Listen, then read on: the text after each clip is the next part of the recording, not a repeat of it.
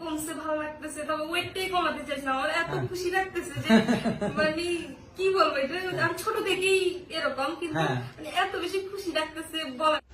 আসসালামু আলাইকুম, ডক্টর মোহাম্মদ জাহাঙ্গীর কবির বলছি। তো আমার পাশে ম্যাডাম বসে আছেন, ওনার নাম হচ্ছে শাকিলা নাকি? জি, শাকিলা, আপনি কি মানে টিচার না? টিচার।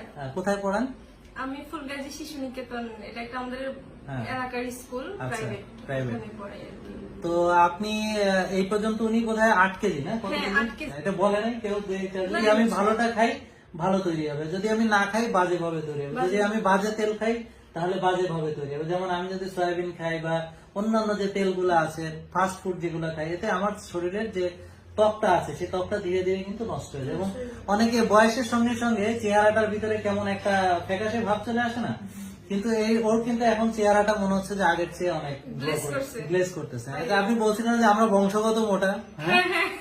তো এখন আল্লাহ দিলে বংশ মোটা, এখন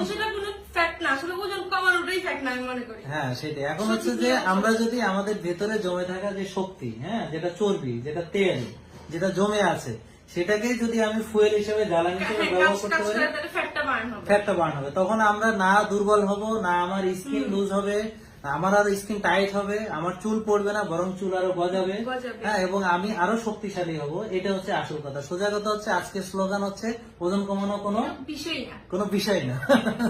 ঠিক আছে, ধন্যবাদ আপনাকে, অনেক ধন্যবাদ আপনাদেরকে। আসসালামু আলাইকুম।